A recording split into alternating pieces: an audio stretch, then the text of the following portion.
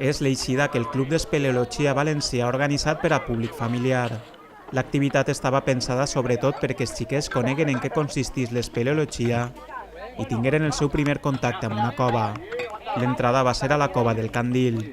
Va ser una activitat molt bonica perquè varen vindre entre 25 i 30 xiquets menors de 14 i 13 anys i alguns de 3 o 4 anys. Va ser molt bonic, la veritat és que varen quedar molt contents. Per el sendero accedir a la cova. I ahí se obri la cova i d'eixa forma és la boca una cova? Bueno, sí, aixina i de 20.000 formes més, però esta és aixina. I baixar la rampa, els xiquets prenent-se-lo com una festa, que és el que era, el que se pretendia. Una vegada dins de la cova, explicar el que estàvem veient. La cova del Candil té una fàcil accessibilitat i senzilla per a la iniciació. Per ací discorria un antic riu subterrani. Una bona manera de començar per als xiquets que a poc poden anar agafant afició a l'espeleologia.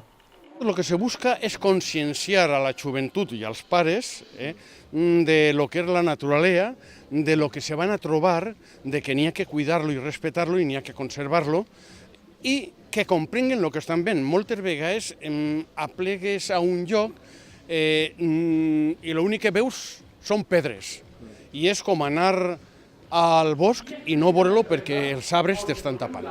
L'important és que els xiquets, que ara tenen 5, 4, 3, 10 anys, dins de 5 o 10 anys tinguen la llavor i sàpien el que se van a trobar i que poden disfrutar d'això.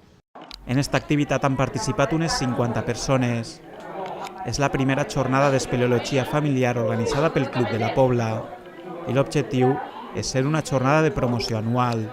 És per això, per a difondre el que és l'esport, el que és l'espeleologia, perquè és un concepte molt desconegut a dia d'avui, i sobretot per a la gent jove, la gent menuda, i per a conscienciar un poc de què es van a trobar i què és el que hi veig, que ningú és com un misteri realment. No sap mai el que...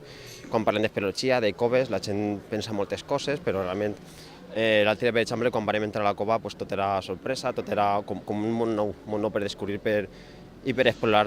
És una sensació molt agradable que es va quedar i esperem que sigui la primera de moltes jornades al llarg dels anys. Per a contactar amb el Club d'Espeleologia Valencià, ubicat a la Pobla, es pot fer a través de la seva pàgina web